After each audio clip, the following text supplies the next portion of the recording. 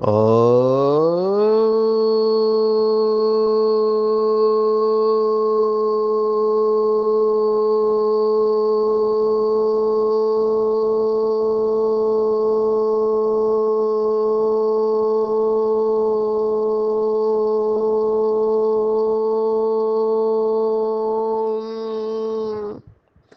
Shanti.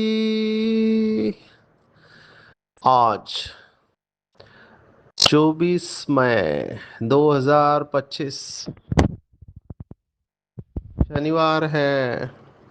Today is 24 May 2025 and it's Saturday इन भारत।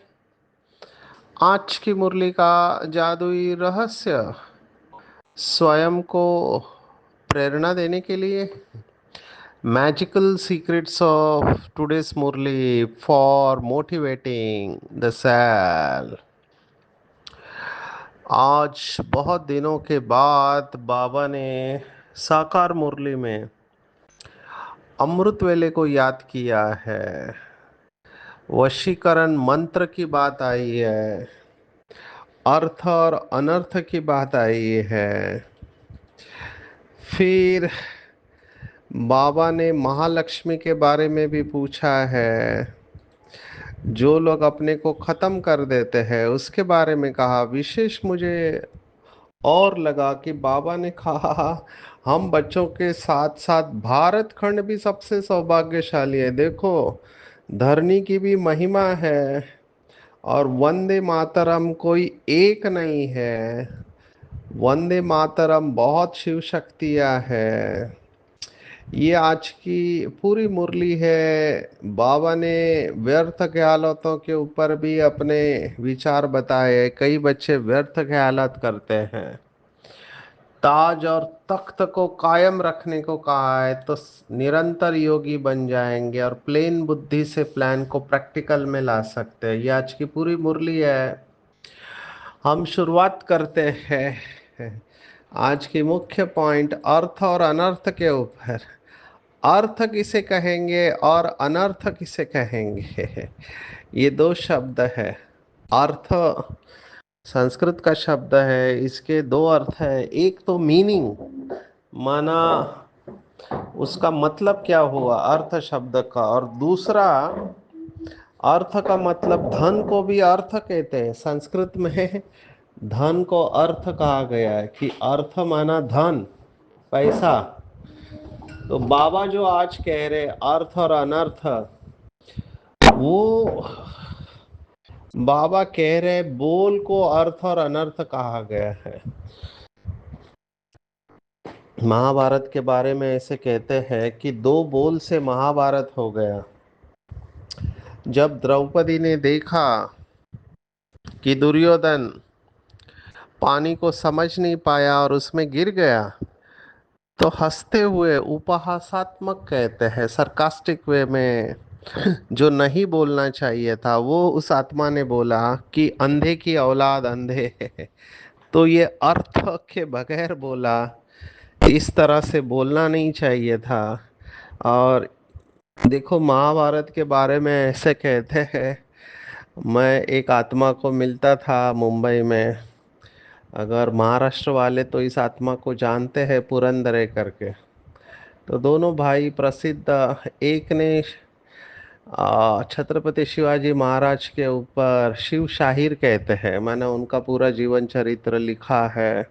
उनका नाटक जिसमें 350 कलाकार, देखो इतना बड़ा नाटक 350 कलाकार, शायद ही कोई होगा, जिसका नाम था जानता राजा, माना छत्रपति शिवाजी महाराज।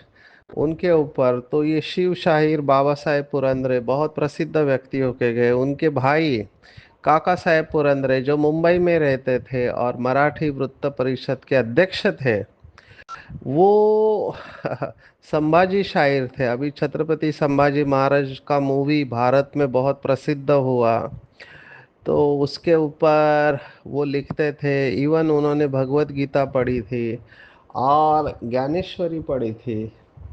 कुछ गहरा कनेक्शन के साथ रहा, क्योंकि मुझे देखकर वो भगवत गीता का एक श्लोक हर बार मुझे सुनाते थे और मुझे समझ में नहीं आता था क्योंकि संस्कृत नहीं समझता था। लेकिन शायद ड्रामा में पार्ट था उस समय, पता नहीं चला। तो उनके बारे में ये कहते हैं कि अर्थ और अनर्थ की बात चल रही थी। तो वो आत्मा, वो हमेशा मुझे संस्कृत में एक श्लोक सुनाती थी कि व्यासोच्छिष्टम जगत सर्वम, माना व्यास ने सब कुछ झूठा करके रखा हुआ है। ऐसी कोई बात नहीं है जो महाभारत में नहीं है। महाभारत में सब कुछ आ जाता है। अभी उसका एक तरह से भाव यह है कि पूरा ड्रामा भारत के ऊपर है। तो महाभारत का हर एक इंसिडेंस में कोई ना कोई मैसेज जरूर है। तो ये बोल का मैसेज आज बाबा मुरली में बता रहा है कि जो देही अभिमानी है उनका हर बोल अर्थ सहित होगा। और बाबा हमें संगम पर जो भी सिखलाते हैं वो अर्थ सहित है, माना अनर्थ कुछ नहीं है। और देह अभिमान में आकर मनुष्य जो कुछ बोलते हैं वो सब अर्थ के बिना अनर्थ है, उससे कोई फल नहीं निकलता और फायदा भी नहीं होता। देखो भक्ति मार्ग में कितनी सारी बातें बताई गई है, बाबा उन्हें गपोड़ा कहते हैं, माना शुद्ध हिंदी में कहेंगे दंत कथा, हर एक के मुंह में आया वो बोल दिया और लोगों ने सतवचन महाराज करके चला लिया। अभी एक ने बोला और सभी उसको फॉलो करने लगते, कितना नुकसान हुआ रहेगा सोचो। कहाँ 84 जन्म और कहाँ 84 लाख। एक ने बोला, सभी ने कहा सतवचन महाराज, किसी ने डाउट ही नहीं लिया। हालांकि ऐसे लोग भी भक्ति मार्ग में हैं जिन्होंने इसके ऊपर प्रश्न पूछे हैं। मैंने पहले भी बताया था कि ऐसे लोग हैं जो कहते हैं कि ये पूरा सृष्टि चक्र चतुर्युग का ये हजारों वर्षों में है, ज्यादा नहीं हो सकता। बाबा ने उनके बारे में भी मुरली में याद किया है कि ऐसे भी है जो कहते 10,000 का है।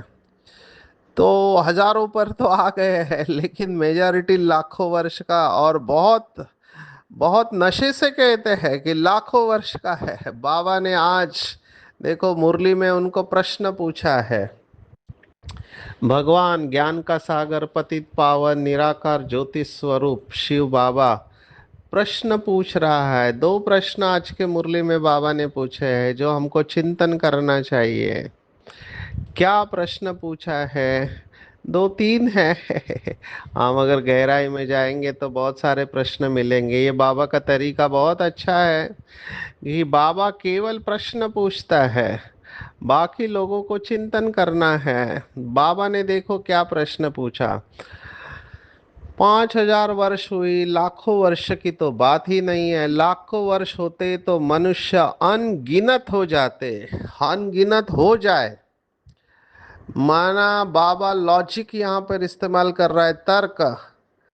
क्या लोक संख्या भारत की थी और क्या हो गई है आप सोचो। 142 करोड़ के ऊपर हम पहुंच गए हैं अभी। पूरे विश्व की लोक संख्या कितनी थी और पिछले कुछ सैकड़ों सालों में ये हुआ है, आप सोचो। तो अभी सैकड़ों सालों में हम 820 करोड़ के ऊपर पहुंच गए हैं। अगर लाखों वर्ष होते तो आप सोचो इतने मनुष्य अनगिनत हो जाते और रहेंगे भी कहाँ।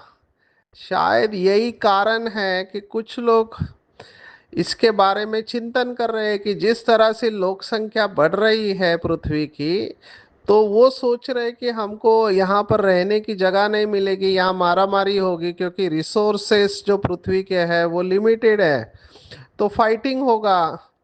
तो उसके बजाय हम दो ऑप्शन उनके सामने, एक, कुछ लोग इसके ऊपर भी चिंतन कर रहे हैं कि मनुष्यों को खत्म कर दिया जाए और सिस्टमेटिकली खत्म करे ताकि जो बाकी के बचे उनके लिए ये दुनिया काम में आए। तो कुछ लोग इसके बारे में सोच रहे हैं कि मनुष्य को खत्म कैसे करे। अब ये ड्रामा प्लान अनुसार हो रहा है। दूसरे देखो एडवांस सोच वाले, वो सोचते हैं कि न्यूक्लियर वॉर हुआ तो मनुष्य इस धरती पर रहना मुश्किल हो जाएगा। उनको ये भी पता है, बायोलॉजिकल वॉरफेयर कहते हैं, मैंने जहरीली गैस, जो बाबा भी मुरली में कहता है, अभी पोल्यूशन हो जाएगा, हवा प्रदूषित है। तो हवा प्रदूषित है, पानी में भी जहर मिलाया गया है, तो आप पिएंगे क्या, खाएंगे क्या, सांस क्या लेंगे, सब सब में जहर आपको मिलेगा। तो यहाँ पर रहना मुश्किल हो जाएगा। तो फिर कुछ लोगों ने सोचा यहाँ नहीं तो हम कहाँ रह सकते हैं, तो उनके पास ऑप्शन है कि वो चांद के ऊपर प्लॉट बांधने का। वे सोच रहे हैं कि यहाँ पर जब होगा, समझो विनाश हुआ और यहाँ पर रहने की व्यवस्था नहीं है, तो चांद पर जाकर रहेंगे और वहाँ से यहाँ विजिट करते रहेंगे, देखेंगे पृथ्वी कितना परिवर्तन हो रहा है। तो जो भी 10 20 30 साल पृथ्वी परिवर्तन होगी, तब तक हम चांद पर अपना घर बना के रहेंगे, ये भी विचार चल रहा है। ये समय के अनुसार मनुष्य की बुद्धि इस तरह से काम कर रही है। लेकिन इस सब के जड़ में क्या है कि ये फिलॉसफी है कि लाखों वर्षों का चक्र है, अनगिनत हो जाएंगे। तो बाबा कहता है कि यह भी कोई की बुद्धि में नहीं बैठता है कि इतना हो कैसे सकता है, जबकि इतनी आदमशुमारी नहीं है। तो ये गलत है कि लाखों वर्ष का चक्र में अभी तक लोक संख्या कितनी हो जानी चाहिए पृथ्वी की। तो ये बाबा का बहुत लॉजिकल प्रश्न है कि लोक संख्या के हिसाब से देखो तो भी लाखों वर्ष का चक्र हो नहीं सकता है। कोई कहे कि बीच में जैसे ये डायनासोर के बारे में कहते हैं कि वो गायब हो गए, तो कुछ ऐसे बीच में हुआ जिसके वजह से वो लुप्त हो गए, तो बहुत प्रजातियां लुप्त हो जाती है। तो ऐसे ही लोक संख्या बहुत थी, लेकिन वो चले गए। कुछ तो हुआ, विनाश हुआ, पता नहीं, क्योंकि बाबा भी मुरली में कहता है कि विनाश 2 बार होता है। अब ये बाबा की बातों का ऊपर ही मुझे ऐसे लगता है कि बाबा ने जो मुरली में बताया है, हम सब बाबा के बच्चे द्वापर युग में, जब द्वापर युग चालू हो जाएगा तब हम याद करेंगे कि हमको किसी ने तो सुख दिया था, वो कौन था। और याद करते करते हम बाबा की मुरली के ऊपर आ जाएंगे, और फिर जिसकी जैसी बुद्धि होगी वैसे वो बाबा की पॉइंट को कैच करेगा। तो बाबा ने कहा विनाश 2 बार होता है, त्रेता के एंड में होता है और कलयुग के एंड में होता है।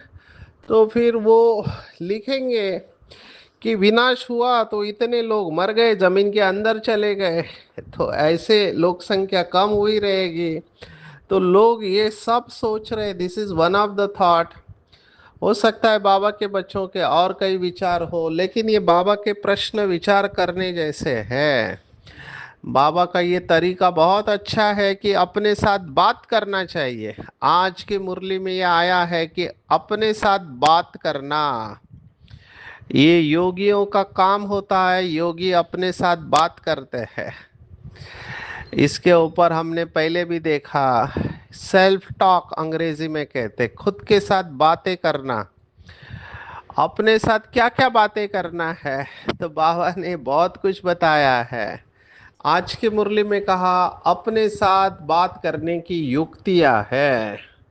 कौन सी युक्ति है? बाबा कहते हैं अपने साथ रू रिहान करते रहो। बाप कहते हैं मैं कल्प कल्प तुमको यह युक्ति बताता हूँ। तो बाबा की जितनी भी बातें हैं उसके ऊपर हमको चिंतन करना चाहिए। अब ये लाखों वर्ष के ऊपर आते हैं। देखो 84 लक्ष, यहाँ पर भी अर्थ का अनर्थ हो गया। जैसे मैं हमेशा अनंत शब्द को कहता हूँ, आज ही मैं यहाँ पर कर्नाटक के मणिपाल एरिया में हूँ। मणिपाल ये उडुपी करके डिस्ट्रिक्ट है मैंगलोर के पास। तो यहाँ पर भाई बहनों को अनंत शब्द का अर्थ पूछा तो कहा कि जिसका कोई अंत नहीं है वो अनंत है। तो हर एक की बुद्धि अपने अपने बुद्धि के अनुसार डिसीजन दे रही है। तो that is okay, perfectly fine. मैं भी हमेशा, मुझे जो प्रश्न पूछते हैं मैं कहता हूँ मुझे सब कुछ नहीं आता है और आना भी नहीं चाहिए। मुझे ऐसे लगता है कि ये अच्छा है कि हम बहुत सारी बातें नहीं जानते हैं। तो उसको स्वीकार करना चाहिए। अनंत शब्द का अर्थ है, लोग समझते हैं कि परमात्मा सर्वव्यापी कण कण में, जबकि उसकी शक्तियां अनंत है, वो तो बिंदु रूप है लेकिन वो अनंत शब्द का अर्थ निकाला। ऐसे ही आज जो बाबा ने बताया लक्ष्य, अभी ये लाखों साल को 84 लक्ष, 84 लक्ष जन्म कितने हो गए आप सोचो। अब ये लक्ष्य शब्द, लक्ष्य का मतलब हमारी बहनें कहती है लाख, और दूसरे लक्ष्य का मतलब गोल। तो हमको 84 के चक्र में आना है, माना मैक्सिमम बर्थ हमको लेने हैं। हाईएस्ट जो एक्टर है, जैसे श्री कृष्ण की आत्मा है, उसके साथ वाली जो भी आत्मा है, जो पूरे 84 जन्म लेते हैं, तो 84 का लक्ष्य बोला है। लेकिन उस लक्ष्य को लाख कर दिया तो पूरा अर्थ का अनर्थ हो गया। तो ऐसे भक्ति मार्ग में जितने भी शब्द हैं जिसमें अर्थ का अनर्थ हो गया है, उसकी लिस्ट निकालेंगे आज के दिन, क्योंकि आज की मुरली अर्थ और अनर्थ के ऊपर है। तो गड़बड़ कहाँ हुई है कि भगवान ने कहा कुछ और लोगों ने समझा कुछ। जैसे यहाँ पर भी मुरली एक ही है, बाबा बात भी एक सुनाता है, लेकिन हर एक बच्चा अपनी अपनी बुद्धि के अनुसार उस बात का अर्थ निकालता है। यही तो सबसे बड़ी सुंदरता है। यही सुंदरता लौकिक भगवत गीता में भी है, और यही संस्कृत भाषा की सुंदरता है कि शब्द एक है लेकिन उसके अर्थ हर एक अपनी अपनी बुद्धि, और हम कहेंगे ज्ञान के हिसाब से कल्प पहले की स्मृति के अनुसार लगाते हैं। अभी इसको आप कुछ नहीं कर सकते, ये ड्रामा वैरायटी था, है और रहेगा। डिफरेंस ऑफ ओपिनियन थे, है और रहेंगे, और इसको हमको स्वीकार करना चाहिए। हम वैसे रिसर्च में एक शब्द इस्तेमाल करते हैं, स्टैंडर्डाइजेशन। इवन हमने कोशिश किया, अभी देखो महाराष्ट्र में ये आयुष डिपार्टमेंट करके है, तो आयुष डिपार्टमेंट में मुझे लेटर दिया कि आप पूरे महाराष्ट्र की 36 डिस्ट्रिक्ट में ये 30,000 डॉक्टर है, तालुका हेल्थ ऑफिसर और नर्सेस, उनका स्टाफ, उन सबको राजयोग बताओ। मैंने कहा ठीक है। अभी सभी अलग अलग नहीं बोले, इसलिए हमने क्या किया, उनके लिए पावर पॉइंट बनाया हिंदी में, ताकि बहनें समझ सके। तो पावर पॉइंट बनाया और उन सबको ट्रेनिंग दिया कि आपको ऐसे ही बोलना है, इसी स्लाइड के ऊपर बोलना है, डॉक्टर्स को थोड़ा साइंटिफिक चाहिए होता है, वगैरह वगैरह। मैं शॉर्ट में कर रहा हूँ तो बाद में पता चला कि हर एक ने अपनी अपनी बुद्धि के अनुसार वो किया। हमने कमेंट्री भी एक ही रखा था। मेरा भाव ये था, उसके पीछे साइंस ये है, रेजोनेंस का प्रिंसिपल, भौतिक शास्त्र का। आपने सुना है कि नहीं मैं नहीं जानता हूँ, कि जब सिपाही लोग, जवान लोग किसी लकड़े के ब्रिज के ऊपर जाते हैं, तो उनको ये बताया जाता है कि सबका एक ही पैर साथ में नहीं गिरना चाहिए जब वो परेड करते हैं, क्योंकि वो सभी लोग एक साथ एक ही रिदम में अगर परेड करे तो उसकी जो एनर्जी जनरेट होगी उससे ब्रिज भी टूट के गिर सकता है। तो उसको आगे पीछे करने को कहते हैं। यही रिजोनेंस का प्रिंसिपल बहुत काम करता है। अमेरिका में इसके ऊपर रिसर्च हुआ। एक शहर में 8,000 लोग एक ही संकल्प लेके मेडिटेशन किए, तो उसमें फर्क दिखाई दिया कि उस दिन एक्सीडेंट कम हुए, दूसरा उस दिन गलत काम भी कम हो गए। तो ये इफेक्ट है मेडिटेशन का। तो मेरा वही थॉट था जो बाबा ने भी एक मुरली में कहा था कि विश्व परिवर्तन, बाबा ने ये मुरली चलाई है 70s में, कि विश्व परिवर्तन का साधन है श्रेष्ठ संकल्पों की एकाग्रता। तो मुझे बहुत समय से ये थॉट था कि हम सभी बाबा के बच्चे एक थॉट में मेडिटेशन करें, उस हिसाब से हमने दिया था। लेकिन फिर भी प्रैक्टिकल में हर एक ने अपने बुद्धि का इस्तेमाल किया। तो ये होता है और होता रहेगा, ऐसे मुझे लगता है। तो हमको इसे पूरी तरह से स्वीकार करना चाहिए। We have to respect the drama. मैं फिर से अर्थ और अनर्थ के ऊपर हूँ। ये शब्द बहुत इंपॉर्टेंट लगा मुझे, अर्थ और अनर्थ। अगर हमने बाबा के शब्दों का यथार्थ अर्थ नहीं निकाला तो डेफिनेटली अनर्थ ही निकलेगा। मैं हमेशा क्लासेस में बाबा के वो महावाक्य याद दिलाता हूँ कि बाबा ने जो कहा था एक मुरली में, कई बच्चे कहते हैं कि संपूर्ण तो अंत में बनेंगे, अभी तो हम पुरुषार्थी है, तो अभी तो हमसे गलतियां होती रहेगी।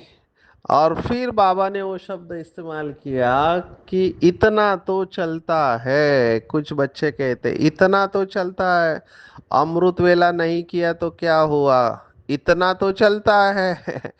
बाहर का कभी खाना पड़ा तो क्या हुआ, इतना तो चलता है। कभी कभार गुस्सा किया तो क्या हुआ, इतना तो चलता है। ये इतना तो चलता है, ये जो शब्द है ये हमको तीव्र पुरुषार्थी से साधारण पुरुषार्थी बना देता है। जो माला में आने वाले हैं, जो फर्स्ट क्लास लेने वाले हैं, जो गोल्ड मेडल लेने वाले हैं, वो ये कभी नहीं कहेंगे इतना तो चलता है। अभी कुछ दिन पहले बाबा ने कहा था, कख का चोर सो लख का चोर। ऑनेस्टी, ईमानदारी के बारे में कहते हैं कि ऐसा नहीं हो सकता आप 99% ऑनेस्ट हो, केवल 1% डिसऑनेस्ट हो। माना आप 1% बेईमान हो, नहीं चलता है। या तो आप ईमानदार हो या बेईमानदार हो। बेईमान हो, बाबा ने इसके ऊपर मुरली चलाई है। तपस्या, अर्थात ये तपस्या वर्ष की मुरली है, बहुत अच्छी तरह से फिट बैठ गई मुझे। वैल्यूज बहुत अच्छी तरह से फिट बैठ जाती है ड्रामा प्लान अनुसार। तपस्या अर्थात हर कर्म में ऑनेस्टी का प्रयोग करना, हर कर्म में ऑनेस्टी। तो इन बातों को अच्छी तरह से समझना है। अमृत वेले को इतना तो चलता है, बिल्कुल नहीं। अमृत वेले शिव बाबा भोले भंडारी के रूप में होता है, और दिन भर हमारे बहुत संकल्प चलते हैं। देखो आज बाबा ने विशेष व्यापारियों को याद किया कि जो सैलरी वाले हैं, माना जो जॉब करने वाले 9 से 5, अभी जॉब से छूट गए, उनका टेंशन दूर। और जिसका बिजनेस है उसका ऐसा नहीं होता है। आज बाबा ने शायद अपना अनुभव सुना है, गिराइक ने बोला माल चाहिए तो तुरंत अरेंज करना है। तो व्यापारियों के दिमाग में बहुत सारी बातें चलती रहती है। ये बाबा ने आज कहा, व्यापारियों लोगों को बहुत बंधन रहता है, नौकरी करने वालों पर बंधन नहीं रहता, वो तो अपना काम पूरा किया खलास। व्यापारियों के पास कभी ग्राहक आए तो सप्लाई करना पड़े, बुद्धि योग बाहर चला जाता है। इसलिए ये बाबा ने कारण दिया है, इसीलिए कोशिश कर समय निकालना चाहिए। और अमृत वेले का समय अच्छा है क्योंकि उस समय बाहर के विचारों को लॉकअप कर देना चाहिए, कोई भी ख्याल ना आए, बाप की याद रहे, बाप की महिमा में लिख देना चाहिए कि बाबा ज्ञान का सागर पतित पावन है। तो बाबा अमृत वेले को अंडरलाइन करा रहा है। सभी बाबा के तपस्वी बच्चों का अनुभव है कि अमृत वेला अगर अपने को बाबा के ज्ञान गुण शक्तियों से भरपूर कर देते हैं, दिन भर अवस्था बहुत अच्छी रहती है। अमृत वेले परमात्मा प्यार में अपने को भरपूर कर दो तो दिन भर कहाँ आग डूबने का प्रश्न ही नहीं आता है। अमृत वेला की महिमा अपरंपार है। लेकिन वही बात फिर से, अहो मम माया। अच्छे अच्छे बच्चे अमृत वेला नहीं करते हैं। हम सेवा में तो देखते हैं, सब कुछ पता चल जाता है। मैं बहुत बार ये कहता हूँ, बहुत सारे भाई बहने जो सेवा करते हैं, बाबा के महावाक्य है, जिस सेवा से अमृत वेला मिस होती है वो सेवा छोड़ दो, लेकिन अमृत वेला नहीं छोड़ो। लेकिन मैंने क्या देखा है, अच्छे अच्छे स्थानों पर भाई बहने लेट हो गया प्रोग्राम, उसका डायरेक्ट इफेक्ट अमृत वेले के ऊपर आता है। अभी ऐसे भी नहीं बनना है कि अमृत वेला मिस होती है इसलिए सेवा नहीं करना है, नहीं। यहाँ पर भाव को समझना है। भाव ये है कि बैलेंस में चलो, पहले से ही तैयारी करो।